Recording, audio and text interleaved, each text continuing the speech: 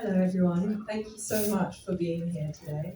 I am Gaby D'Annunzio and I'm Head of Connections and Community at Music Support. Music Support is an organisation that works with people in the UK music industry that might be struggling with substance use, addiction or mental health challenges. And today we are here to talk a little bit more about how community can help us in the music industry.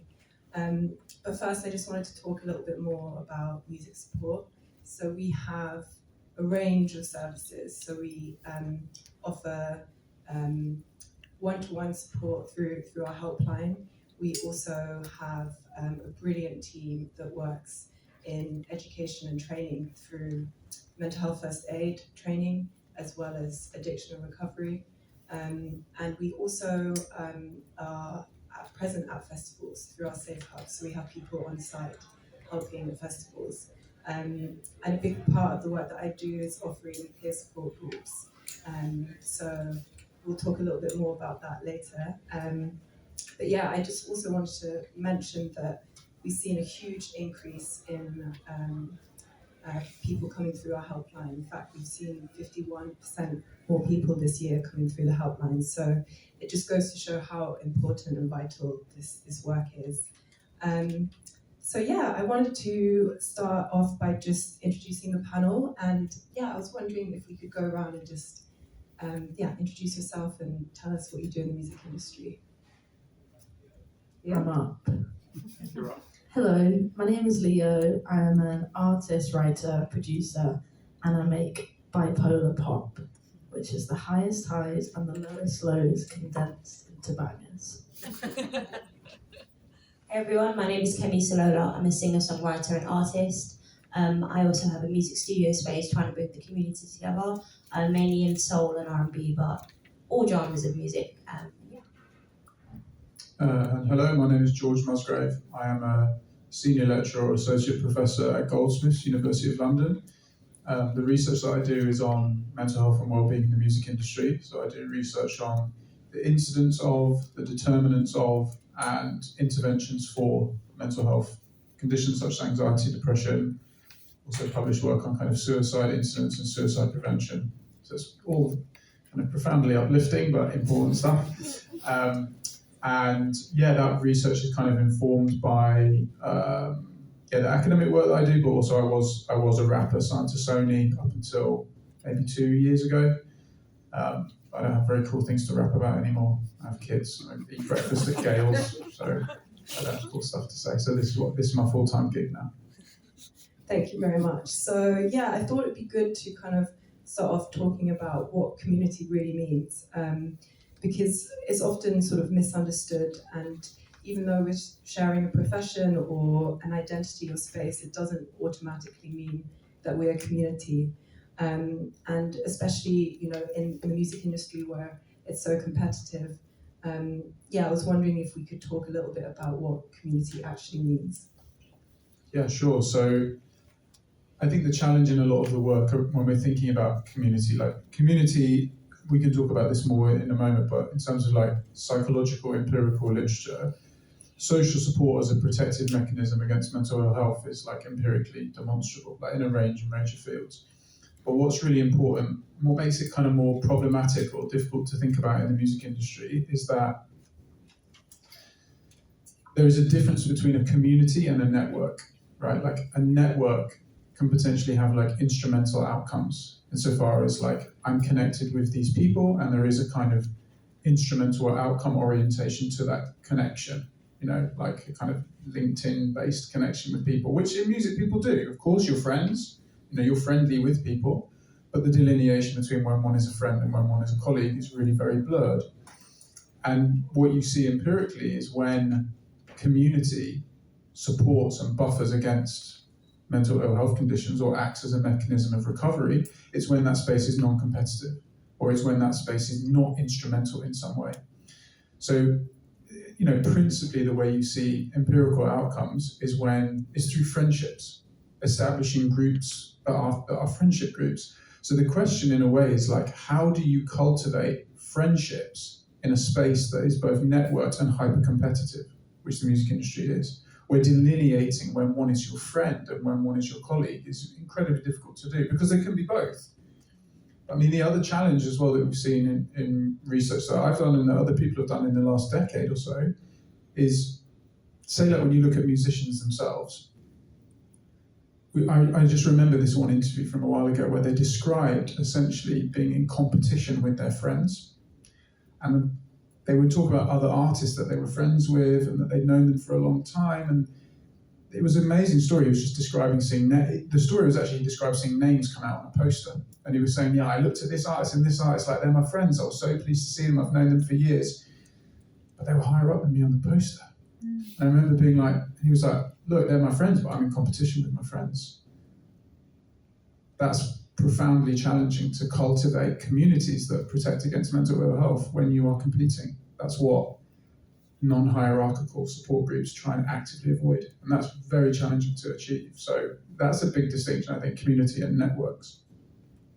Yeah, thank you. And Cami, I was wondering if you could talk a little bit about your space that you've built, and because you put on a lot of music workshops and education, and you create spaces of belonging through music. Can you tell us a little bit about that and the connection to community?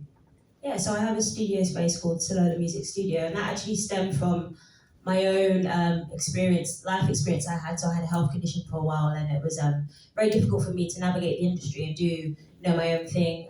So then I had the space, which initially was going to be for myself, and then I was able to open up through community funding and do programs and workshops and open it up for artists, but also the general community. So I do sessions with kids as well, or adults, people who also aren't in music. So I've recently started a gift experience for people to create bespoke songs. So it's just allowing everyone to enjoy the power of music and connect.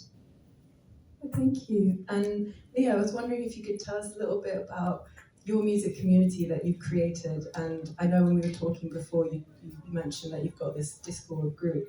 So I was wondering if you could tell us a little bit more about that.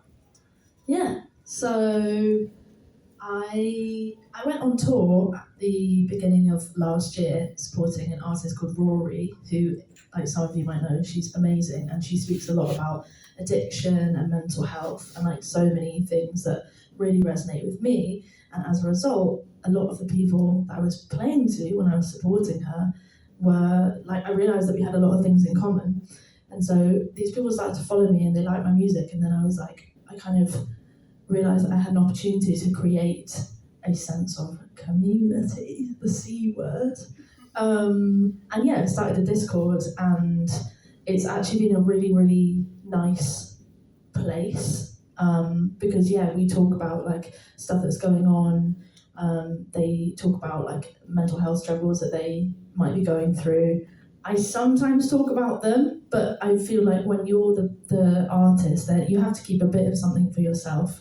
But I think it's really nice having these people that you can open up to, and they can open up to you, and you build that feeling of trust. And yeah, it's a really nice online space.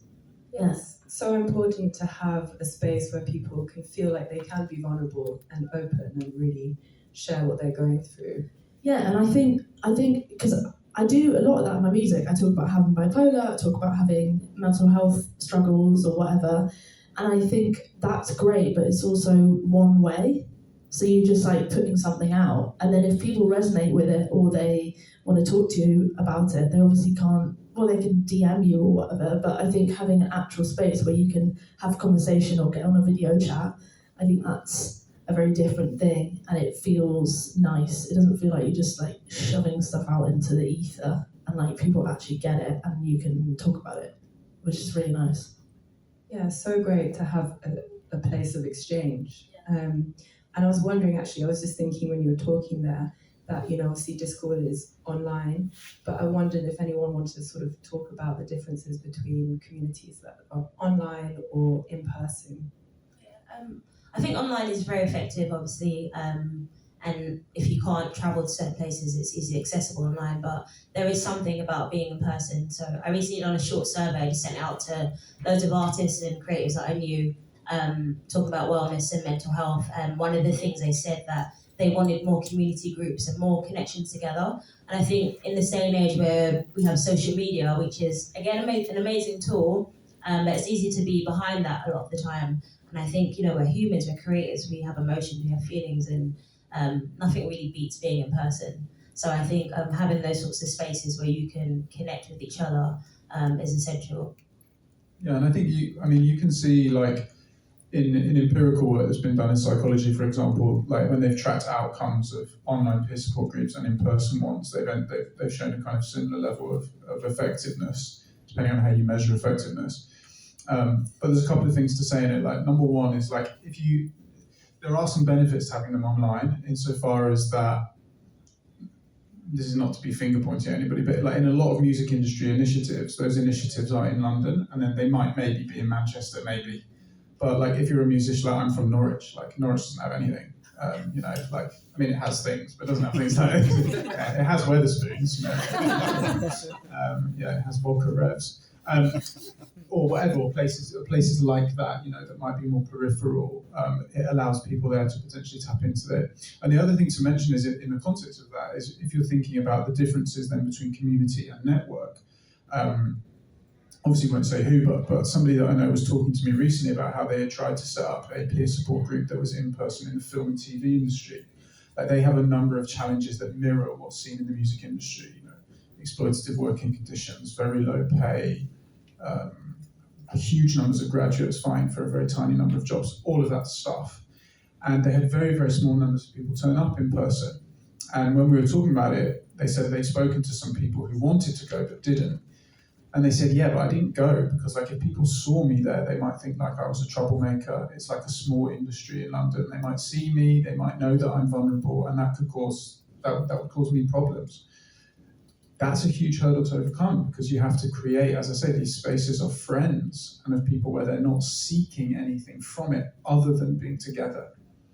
So when there are musicians that I've interviewed for projects in the last few years, and the kinds of musicians who have talked about community, for example, in a really powerful way, of often being musicians that I know that have like come from the church. So people that are in like R&B singers that I know that came through the church, or the MD from my band is from South London and he grew up playing guitar in the church. And his community there has nothing to do with the music industry, has nothing to do with getting booked at the Great Escape or getting signed to Universal or whatever. They're just there for each other in their community, their diaspora or whatever that might be. So trying to find ways of eliminating that instrumentalism. And there's some evidence that says that online can help people engage. They might be worried about that fear, especially because they're not seen perhaps on the screen. Their name can be different, but they can contribute. It's a much more complex space, I think. Particularly, people that work in music understand how complex it is, but I think from the outside, there's less understanding of how complex, like clinically, but also like just in terms of basic facilitation, it is complicated. Thank you. Yeah, I was also just thinking about the fact that we are launching a series of peer support groups, and we've definitely found that when we have more specific peer support groups, then it helps kind of bring people together. So at the moment we're running a peer support group for friends and family within the industry, and we found that a lot of people keep showing up and coming back. And I think it's really interesting when you kind of take out this competitive element, then it creates spaces for people to really connect. Like in a way, the friends and family group are like arguably the group that you can see functioning the best in a peer support setting, because they have no interest in furthering each other's career. They're just there to support each other through a bereavement or an addiction or whatever. Whereas for the musicians, that's always sitting there because it's a competitive game. I was going to say, I've definitely found that smaller is better. And there are so many groups, I'm not going to name any, but we all know who they are. And you see them popping up and they're like, yeah, we're creating a community for women in music, or we're creating a community for XYZ. And it starts off as that, and then eventually people start going, oh, well, this person's going to that, and she's doing really well at the moment, so I'm gonna join in. And I see it happening all the time, and the groups then become quite cliquey and weird, and then you've got this weird dynamic where people maybe don't really like each other that much, and they're not really there to support each other. They're there to get something, to further their own thing, which I understand. Like, it is very competitive, and if you really want to be in music, like, I get why people do that. But for me, I'm just like, that makes me feel sick. Like, I can't go into those spaces. And so for me, I've just found, like, talking to maybe like 2 of my mates, or one of my mates one-on-one, or just getting together. Like, my friend Sophie Ackroyd, she's an amazing producer and writer, and she set up this, she calls it Full Moon Coffee Club, and it happens on every full moon. And it's just like a couple of us that will just turn up and like chat. And for me, that feels so much more genuine than having this like night where this is the message, this is the ideal behind it. But I'm like, it's not. It started as that, but it's not that. And I know this makes me probably sound like a biatch and very unpopular, but it is the truth, and no one wants to say it. I think that's why I make people feel uncomfortable, because I actually say it and they don't like it. But for me, smaller is better in general. Absolutely, I can agree. I think also people feel more comfortable when they're in a smaller group, and it also gives people a bit more space to talk and share. So yeah, I've definitely found that running smaller groups is just better for the group dynamic. I don't know if you have any research into sort of numbers and what's the kind of ideal. There are like, for like formally establishing peer support groups, for example, like there's a facilitation document that was written by the World Bank, bizarrely, like a couple of years ago, and that talks about like 6 to 10 people being like an ideal number. There's no like set number of what is effective, but my understanding from the literature is somewhere between 6 and 10 is a pretty sweet spot in terms of having enough for facilitating sharing, but not so large that people are lost within it. So they're very like subtle relational spaces actually to try and construct in an environment like this. Yeah, and Cami, because I know you also run quite small groups as well. Do you have any experience of running sessions with bigger groups of people, or less? Yeah, no, I have to agree actually. I do think smaller groups work better. I think when it's more for like educational stuff and you just want to get the information, big groups can work. But when it's really about those relationships and closeness, I think smaller groups work. And yeah, it just gives an opportunity for everyone to kind of input and be themselves in that space. Because when in the literature they delineate different kinds of social support. So there is like emotional social support is the first one, which is kind of what we're talking about here.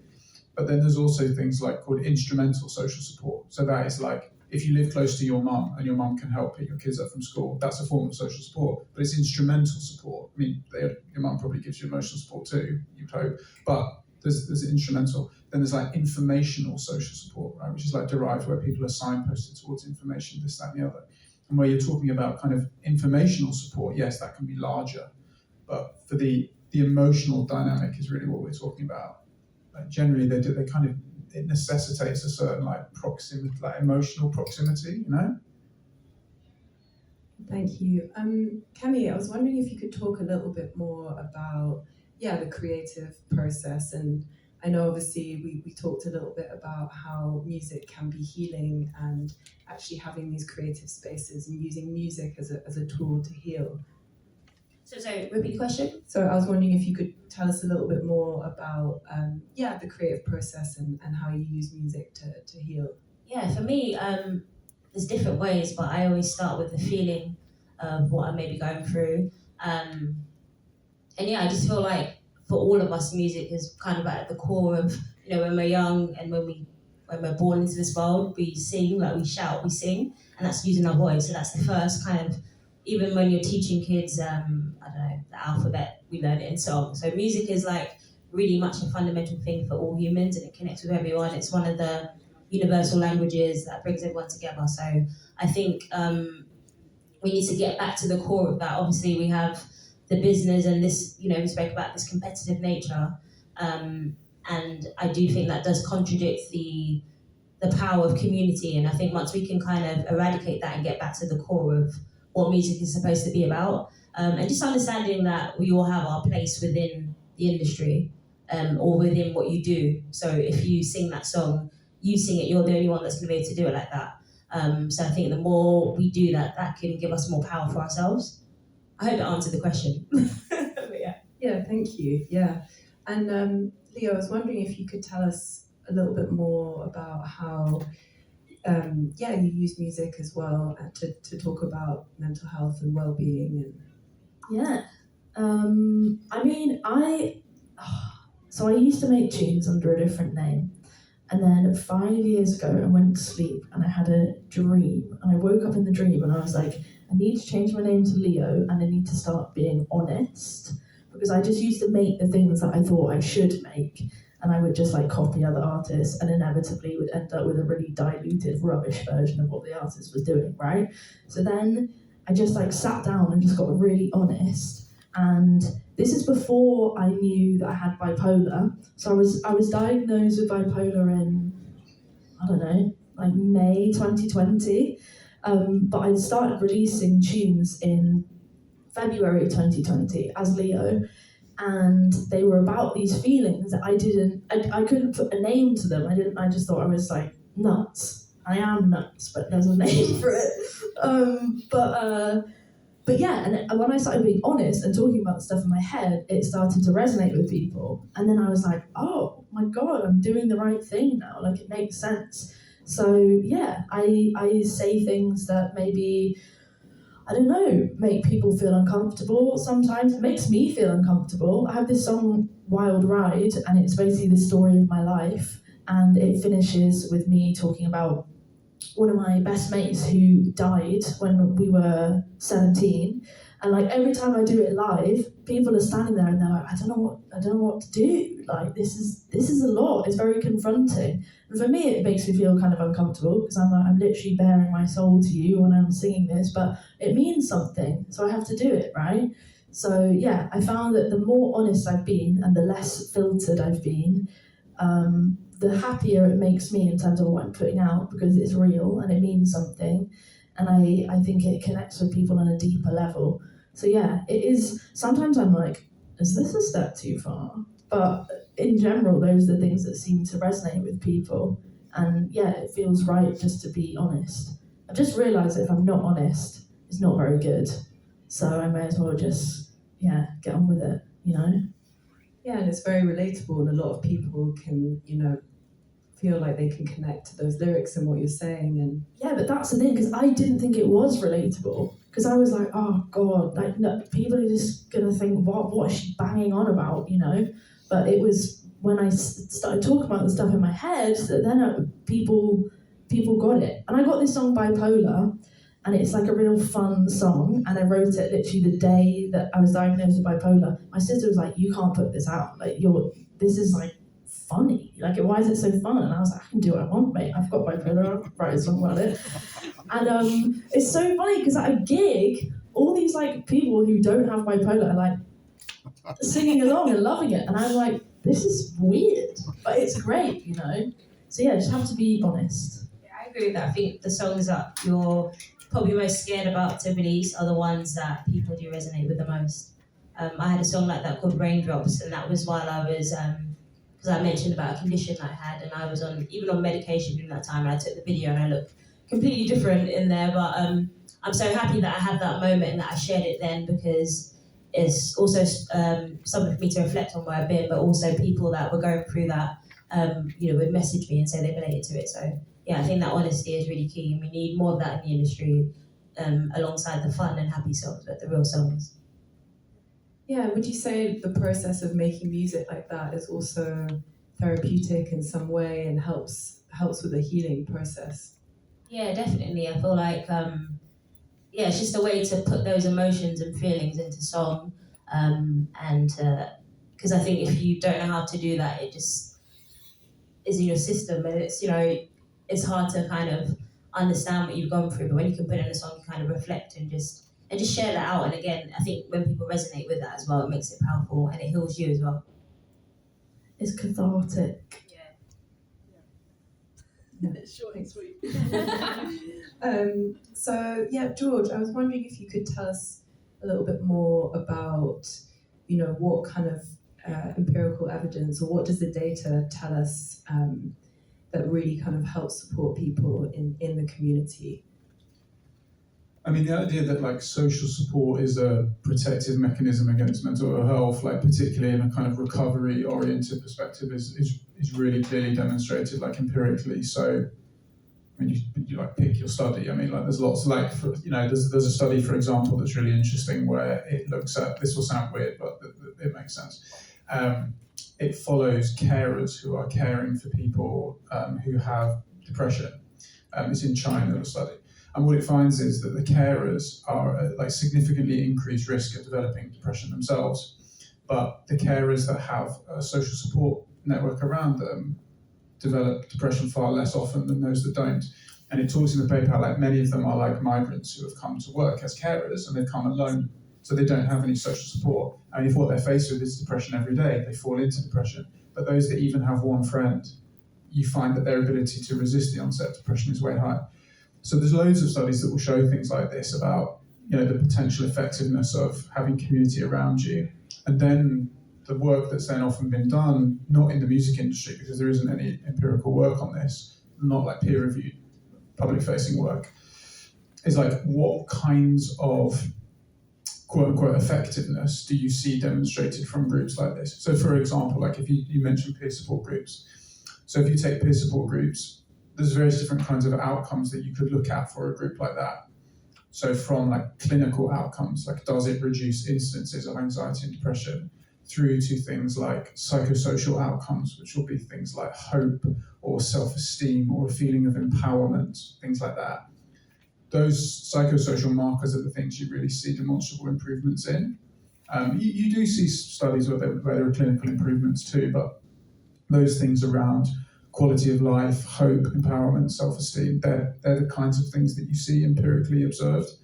And I think that's like a challenge. Like what I see in the research that I've done now is like one of the next steps that like the music industry wants to be thinking about now is to say, there is a whole range of support available now. Like, and that's amazing. Like even in the last 10 years, the explosion of support services is like incredible. Like the people that run those are like amazing. Like it's easier for me as an academic to just critique X, Y, and Z and do whatever. Like there's loads that's being done. I think the next step now is for people to start saying like, right, what is working effectively, for whom, under what circumstances, what is working less effectively, how can that support be targeted and scaled? Because there's this profound interfacing that's taking place between music industry people, clinical psychologists, therapists, other people working in like public healthcare, and the way that those things can be like brought together to say, we can see this will work well, or this will work less well. But similarly, also, I see a need for there being a kind of clarity, like for the musicians, but also for like music industry professionals too, about if I feel like this, where can I go, and what is a good place for me to go? Because it's a very confusing landscape, and the kind of help-seeking service provision gap is quite large. So I think for people to be able to identify like, I feel like A, B, and C, and people in my position would benefit from help that looks like X. I think that would be profoundly helpful for people to understand, what is likely to be helpful for them, how can they access it, and are they going to access it with people that get it? Like that's the only real other empirical thing you see reflected, is that you ask musicians like what, or music industry professionals, but mainly it's musicians, like what things do you want from your mental health support? The first thing they will say is it has to be affordable, right? Because for understandable reasons. So the first thing is it has to be understandable, but the second thing that recovery is like, recovery is a relational process. Like clinical psychology will say recovery is a relational process. And so they want to relate to the people offering it. So you hear from people that go to their GP for forms of mental health support, and they say things like, well, you just turn your phone off at 8 o'clock at night, your job's finished for the day. People that work in music will say, you don't get it, bro. Like, so you have to have it from people that get it. So we have like so much that's in place now, and now the challenge is like, figuring out what's working for whom. It's exciting to try and figure that out, so we can know like who will benefit from this support, because there is amazing support that's there. We've got to get it to the right people and at the right scale. Yeah, and I think you touched on something there where it's so important for people to feel like they can relate, and having that industry experience and being able to support people is a big part of it. And I think that's also why there's a lot of interest around peer support groups as well, because you've done some research on peer support groups. And I was wondering if you could just talk a little bit more about why, in the context of the music industry, is that so relevant? So there's like, part of this is down to like, what are the challenges that you are seeking to address through the intervention that you're developing? So if you speak to musicians about their like qualitatively self-perceived reporting of why they're anxious, like anxiety is demonstrably high, like in this cohort. Depression is demonstrably high. Like suicide is profoundly high. Like musicians have the 4th highest suicide rate in England of all occupations. Like musicians, actors, and entertainers are the 4th highest suicide risk in England. In the United States, women that work in the cultural and creative sector, more broadly defined, have the highest female suicide rate of every occupational group in the United States. Like, it's profound. It's not the 27 Club that we saw on TV. It's profound. So trying to figure out like what it is that people are anxious about helps you to understand like the kind of support that might be relevant. So for many, many musicians, you speak to them. We did a thing where we were doing qualitative coding of like interview transcripts. Myself and Sally Ross were doing a project in Denmark 2 years ago, and we looked at the transcripts that people were telling us. And the biggest word that you see after the word government, because they like talking about the government there, is lonely. Loneliness is the biggest seen word. Well, if what you're seeking to assist are feelings of despair from loneliness, a sort of tablet doesn't do that. Like, a tablet does many things for people that are profoundly helpful, but a tablet doesn't help loneliness, right? So if a group can be effective in ameliorating feelings of loneliness, that's where you start to see things like that being effective, because it's like, what is it you're seeking to help? If what you're seeking to help is loneliness, the cure is togetherness, right? Like, that's, you don't need a clinician to tell you this. So it's in that context that I've been interested in exploring how a peer support might work, how they're facilitated, what makes facilitation effective, what kinds of outcomes you can track, the way in which tracking outcomes work, and the way that can then be facilitate like the scaling up of service provision. Like, it all sounds a bit, but it's basically like what works well. That's basically what it is, right? And that's what we need to know like more about in music. Music industry interventions do need a greater level of kind of precision and like evaluative precision. Everybody knows, like, that's just clear. Like, any kind of public health care needs that. So yeah.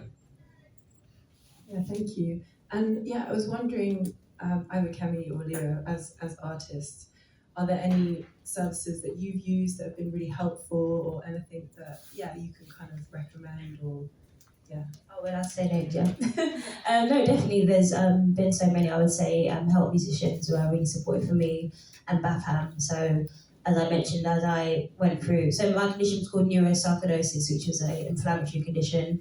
And I remember one of the ways to treat it, I had to be on steroid medication, and that really bloated me up. And as an artist and as a woman, just your body changing, like, that was a lot for me to go through.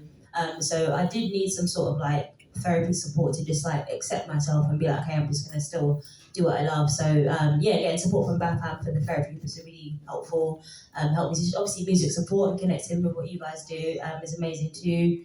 And I think there's a lot of resources out there which are available for artists that, and I've used which I've online recently. I can mention about Intune with PRS. That's an app that they're going to be building up soon too. So there's a lot of stuff out there that I've used. Do you want to know the truth? Yeah? All right. Everyone's like, what the hell is she going to say now? No, so I think that's amazing that you've had such good experiences. My only experience trying to access support for my mental health that wasn't through like the doctor or Mind, in 2019, I played a show and then I basically had a breakdown. Like, I just lost it, and I just was not well at all. And there's a music charity that had launched a helpline quite recently, and I was like crying my eyes out. I was just like a shell. And my girlfriend was like, we should ring the helpline. Like, she just didn't know what to do. So I called up the helpline, and was like speaking to this woman, crying my eyes out, and she was like, "Oh, before we go any further, can I just double check that you make at least 50% of your income through music?" And obviously, as independent artists, we know, not yet, but it will happen one day, that I do not, and I did not at the time. And so I was like, "No." And she was like, "Oh, I'm really sorry, we can't help you then." And I was like, "What the hell?" I had her on speaker and my girlfriend was looking at me like, "No, no, no." And yeah, so I said to her, "Okay, I understand, but just to say, like, obviously what you're doing is great, but maybe you need to take into account the amount of," it makes me so sad to think about, the amount of independent artists who are working 1, 2, 3 jobs trying to fund this thing, because making music is really expensive and living is really expensive. And I was like, maybe you need to factor that into your services. And that was it. And like, I could have just gone and like ended it. Do you know what I mean? Like, it's crazy to think that they were just like, "Yeah, we can't help you." And so I think we need to consider, obviously, yeah, like in their eyes, to qualify for the service, you needed to make at least that much of your income. And if you're with a label or you've got publishing or whatever, then you qualify. And obviously those people still have difficult times and they struggle, and they're very different struggles to that of someone who's working a part-time job to make this thing work. But I think we need to factor in independent artists who are slogging their guts out and like working like a dog to make this happen, because that's a whole other struggle within itself, you know? So yeah, it was a bit depressing. But then I did see their stall at BBC Introducing Live a few years later, and I told them about it, and they did apologise. I don't know if they've changed it now. I hope that they have. But yeah, that is a shame to hear that, because I said that wasn't my experience, but obviously that's good. Yeah, but that I think things are changing now, and it's good that we can have conversations like this to be open and honest and see how we can, make it accessible for everyone. Because yeah, being an independent artist, I am too. It's a lot. You're wearing a lot of hats, and sometimes you do have to have those part-time jobs to support what you're doing. And I think we need that support to be more accessible so that everyone can get the support they need. I just said this is like a really profoundly fascinating from my point of view, but important anecdote. It's a really, really important anecdote. To have heard an anecdote like that, because I actually know the full context of this anecdote, but it's really important that anecdotes like that are heard, because it also speaks to something really interesting that I've been doing research on as well, which is who people mean when they say the word musician. That some people might be considered proper and some people might not. And that's, of course, there has to be mechanisms through which people can distinguish X group from another. The people that are doing it for their career. A musician like you, or like me when I was a musician, or a musician like you, they are demonstrably different than, say, people who are my mum's friends in Manchester that sing in choirs in a church for fun. Yes, they're making music, or they play I don't know what they play, the lute or whatever in a church choir. Yes, they're a music maker, but it's demonstrably not the same, right? But trying to find how you delineate that is really complicated. So I remember presenting a piece of research that I'd done some years ago, and someone asked a question. They said, "Well, what you're really saying, the people you're really researching are people that wish they were professionals but weren't." So I was like, anyway, so I said, "Oh, that's so interesting." Inside thinking, but inside I went, "That's so interesting, thank you. What do you mean when you say a professional?" And he went, "Well, it's someone that earns 100% of their income from music." And I was like, "Right, so that's a fractional number." You went, "Okay, well, look, more than 50% of your income from music then. And also, plus everybody else has to agree that you're a professional, right? Because the quality of your music is high enough that people agree." So I was like, "Okay, cool. So Van Gogh was never a professional painter. He never earned any money, never thought it was shit." So it's nonsense. The word is, I don't even use the word, because I just think it's nonsense. It's more the term I use is career orientation. Do you believe it to be your career, or are you seeking for it to be your career? It's not about how much you earn. If you earn £1,000 a month working in Pret, and you get £250 a month from PRS, do you say you're a barista, or do you say you're a musician? You say you're a musician, right? It's nothing to do with the money that you earn. But that is profoundly complicated for service provision, right? And it's one of the reasons why you see Spotify recently said if you don't have more than 1,000 streams on a song, you don't qualify for any payout. Because what they're doing by saying that is that thousands and thousands of artists at this tiny level. And then obviously smaller, as you go up, you get more economically valuable, but a smaller pool. So of course, if you offer service provision to everybody, no charity is rich enough to offer service provision to every musician in the UK. That's like the challenge, right? Because there are no barriers to entry. It's just, I got places on Radio 1 with a microphone that I bought from Cash Converters for 40 quid. I mastered it myself. I recorded it in GarageBand. My mum bought me a Mac. That was to go to uni with. That was the only expense. So, but that is a hugely important story, and I'm glad that story was heard, because I think it's really very interesting about what service provision looks like, who's included, X, Y, and Z. It's really interesting. I don't have any answers, but... Thank you. And we're sort of coming to the end of the panel, but Cami, I just wanted to ask you a little bit more about this initiative that we are running with PRS Members Fund. Can you tell us a little bit about the collaboration, how that came about? Yeah, so this is an exciting collaboration with Music Support and PRS Members Fund to just do these we've been speaking about peer group support groups, peer support groups, if I can get it out. So now it's about, actually doing one, and, so we're going to host one later in the year, which will be like a wellness day, incorporating music, mindfulness, free write, and just trying to really build that community together. So I think it's going to be really exciting. This is going to be for a certain demographic of groups, because I think it's important for us to try and, as you mentioned before, when we do this in smaller groups, whether it's a woman-only group or a certain race or gender, I think we can, try and build that bond together closely. So that's something we're going to start with, but I honestly think it's open for everyone. These sorts of things are important for everyone. So it will be in the future, we'll hope to do different groups as well. But yeah, we're looking forward to doing that, and we'll be doing, when are we going to make it available for people to? September, yeah. But before September, we'll have links out online, and you can apply to be part of the peer group. And I'll be hosting that at my studio space with myself and Gaby. So yeah, it's going to be a really exciting project. Great, thank you. And then to each of you, if you could change one thing about how we build community in the music industry, what would it be? George? Yeah. One thing. Yeah, it's very difficult to know the answer to that. I think we were talking before, and you were talking about when you were working with young artists about trying to get them to see their musical career almost like through a different prism. I think I remember, because I have come through rap, so rap is hyper individualistic, hyper competitive. So I don't know how similar this is in jazz. Maybe jazz musicians are less competitive than rappers. I honestly don't know. But I teach young people that want to work in the creative industries, and you can see how important networking, being on LinkedIn, going to networking events, hustling, branding, getting a TikTok with X, Y, and Z, getting a website.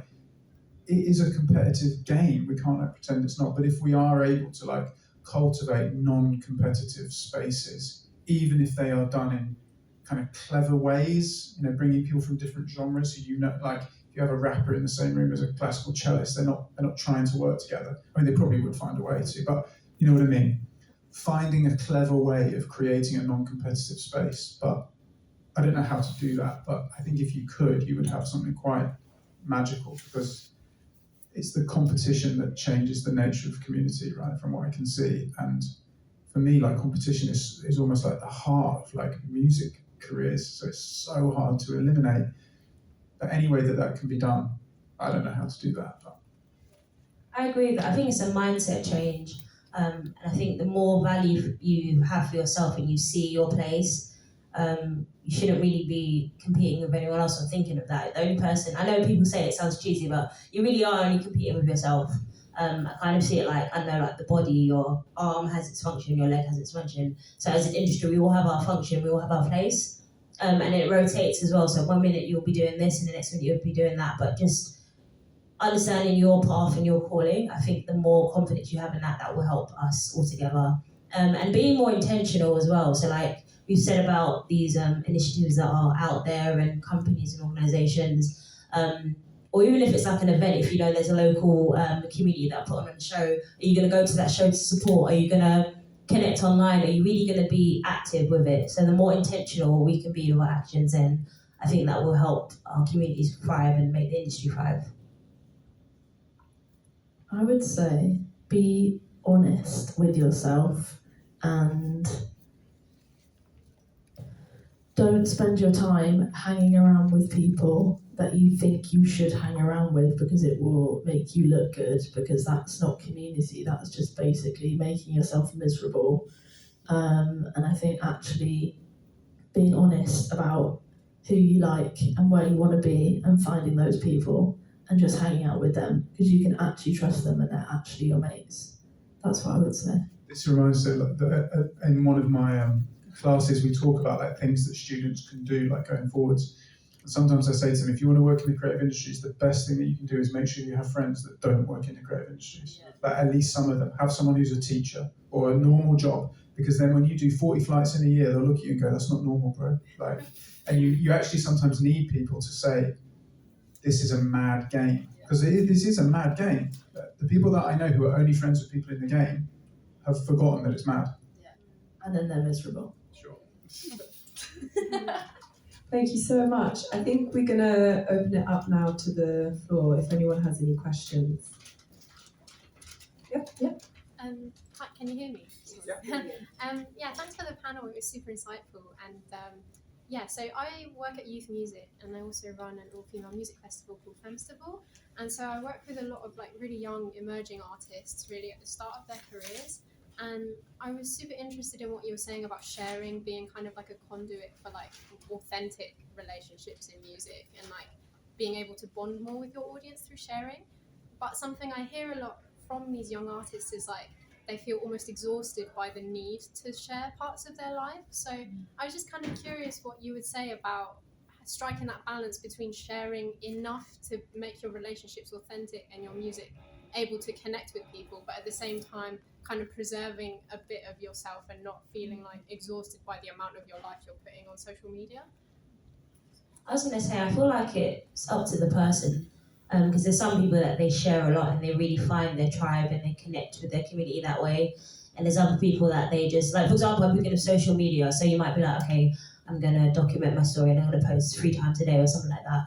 For some people that works and they find that as a relief for themselves and they find people that connect, but for other people that's too much and they're like, you know, I'm just going to do it when I feel like it and that's enough. And again, people relate to that. So I don't really think there's a right or wrong answer, but I do understand that, because even I've had things I'm like, okay, am I sharing too much, am I not? But I think you just have to really just go with what instinctively works for you, and the right results will come from that. Yeah, I mean, I think it's really important that like the burden of community cultivation isn't another burden that falls on artists to do. I think that's like in the work that the work I do is basically on anxiety, depression, and suicide among musicians, and the last thing that you want is another job on top, right? That you're singularly responsible for. So if it's part of what you do, like you were just saying, if it's part of your creative outlet, if it's something that is intrinsically meaningful to you, then great. But like I was at an event recently in Copenhagen and somebody was there talking. They gave this talk on the power of creating networks amongst fans, and they were using Fred again as an example. They were talking about super fans and all the things Fred again was doing and how this offered new opportunities for us. And I was just sitting there thinking, please stop, like just please stop. The guy stopped talking and I said, I'm really not like punking you, like I don't want to punk you here, but like this guy is this aristocracy, like he's the son of a lord. He has a team of people around him that facilitate this. He's not one guy in his bedroom. It's not old Fred in his bedroom. Fred again's amazing. Fred again is amazing, right? But the idea that it's just like one guy in his bedroom that's cultivated this whole thing is nonsense. Like we can't pretend that it's not. So it doesn't need to be another burden that like falls on artists. And in fact, like the more I'm thinking about this here, I just wonder whether the way you create like non-hierarchical, non-competitive spaces within the music industry, for example, is you have like peer and community groups that are creative industries wide, but are people from different sectors. So you have like 2 people from music, 2 people from film, 2 people from this, 2 people from whatever, where they are not competing with one another at all, but actually they share a lot. You look at someone like Mark D'Annunzio who writes about Wellbeing, the creative industries, and he will talk about similarities between people that work as games developers, journalists, musicians, galleries, X, Y, and Z. That only just occurred to me as something quite interesting. But yeah, in answer to your question, I wouldn't make artists the source of community unless it's something they intrinsically wanted to do, because we were just talking about this before we came on, right? If the injunction is for you to share every single bit of your life, it's like, you're kind of like vulnerable enough. Do you know what I mean? You don't need to do more, like, you know? Yeah, you have to keep something for yourself, I think. Otherwise, you'll just completely give everything away. And then inevitably, when you have low points where it doesn't hit with people, you're like, well, I'm just a loser. I'm just an absolute idiot loser. And I've learned that to keep a bit for yourself. You might think you're an idiot loser, but you don't think the whole of you's an idiot loser. Do you know what I mean? Does that make sense? Yeah. And these are these things around like the amount of yourself that's invested in your project, like the ability for you to cultivate an artistic identity that isn't your entire identity. And that's incredibly difficult to do. Like, I speak to people that work as therapists that work with musicians precisely on this. Like, so much of like mental health protection for like musicians comes around like boundary drawing, right? Boundary drawing around relationships, boundary drawing around ideas of success, boundary drawing around career development. Like, this is another one, like boundary drawing around your identity and how much you feel you can share. And there's nothing is easy. Like, in music, nothing's easy. Or in like mental health research, nothing's easy. But I only know music, so. And we had, another question. Yeah, I'm going to have to stand up. Thank you. Oh, great. So I'm going to stand up. So George and I were colleagues. I'm a fellow academic. But I also, I think this conversation has been so interesting. I've been sitting here all the time kind of thinking, well, recently I contributed towards a master's thesis piece of research where it was a social worker who'd been working with children who've been in care, children who have experienced domestic violence, sexual violence. And she's worked a lot with them. And I contributed to that study because I'm a survivor of domestic homicide. And she asked about the services I received. I said, support I received. I said, none. And so she said, well, what did you do that helped? And I said, actually, you know, the most profound thing that helped for me was at the age of 16, when I shouldn't have been, but being in a dark club, the lights down, with some pumping bass, and being with other people and dancing, you know, where no one can see me, and I can be with people and share the communication that gets communicated in those environments of being together with people, but not actually, you know, needing to look at people. And actually that was so incredibly healing, you know. And, you know, that was at a time where bouncers were whatever, you know, you got into clubs. I was doing a guest list at 16 years old, you know, and it was like a feeling of like, I found my home, I found my people, you know, and I found a way to be able to be with people and not have to deal with everything else, you know. And if you ask me what we need, I think organisations like the PRS and the government and local councils have to ring fence and safeguard our community spaces, you know, not have commercial, you know, not have all of our spaces be commercialised. You know, the music is the most powerful form of communication, and it happens on so many different levels, you know.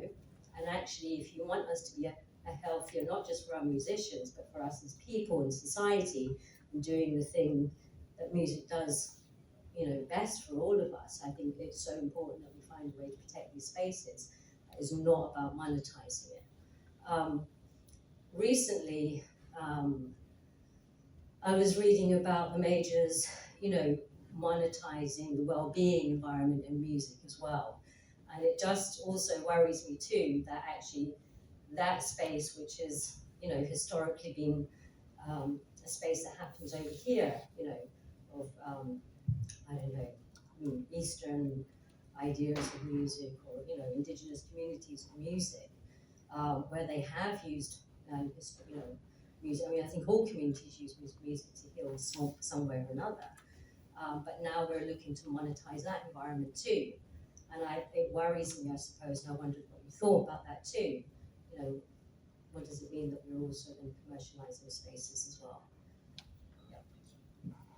I think even the nature of the question is really interesting, right? Because it makes you wonder. It links a little bit about to what I was talking about at the beginning, which is there are some forms of community that might necessitate an anonymity. Those two things seem like paradoxical in a way, but when we're talking about non-competitive spaces a lot, but it's like, as an aside, it's like, I live in London for the reason that I don't want to speak to my neighbours. Like that, like my family live in like Warrington, right? And they're always like, hello, like, or Manchester. They're talking to people. That to me is the worst thing. I couldn't imagine anything worse than that. They're in WhatsApp groups with their neighbours. They're texting them. To me, that sounds appalling.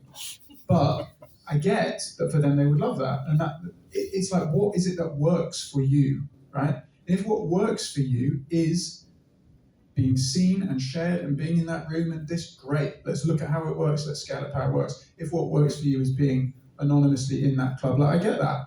Like that's where in a list of places that you remember feeling like really profoundly happy. 5 a.m. in Amnesia. Let's go. I get that. I fully get that. I'm going next year. Let's go again. There's no answer to this question apart from I agree. And the monetizing of the mental health landscape as a whole, that's a whole nother panel. That's a huge discussion, around like the role that the majors play in it, the role of in-house mental health support compared to out-of-house mental health support. That's a huge conversation. So I would very much enjoy having, but. Yeah, and I was going to say, I agree with you about having these spaces where you can just go to and dance and have music.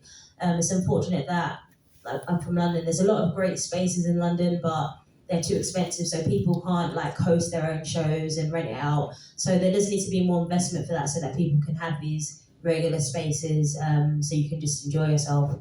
And the wellbeing space becoming monetized, as you said, I think it's a different conversation, but there are, I think it's always going to be bound to happen when something's new. There's always going to be people that try to, take advantage of that, which is a shame. So, I mean, I don't really know what I can add to that. I agree. And also, people just want space to have a nice time, and I don't think that's too much to ask for. I do worry like this makes me feel like old, but like I do sometimes worry on like the pressure on people that are like way younger to what it means on them to have a completely open, nice time that's not filmed and put on TikTok, that's not going to be part of their LinkedIn profile, that's not going to be, that you might bump into someone that we could do something with at this rave or this and that. Like, I do worry what that means. Like, I went to school, but like before there was any like social media. Do you know what I mean? So you remember what it was like to have a space like that. I don't know what someone who's 16 is like. I don't know. My kids are 4 and 2. I don't know. But when they're 16, that's scary. That to me is scary. Yeah, that is a point, because while you do have those spaces and maybe someone hosts an event, how many people are going to come to support it if they're online, if they're not feeling comfortable to be out in person? So, there's a few elements around it. Yeah, thank you so much. Are there any last questions? Okay, we don't have time. But I was wondering if we could all, have a round of applause for our guests.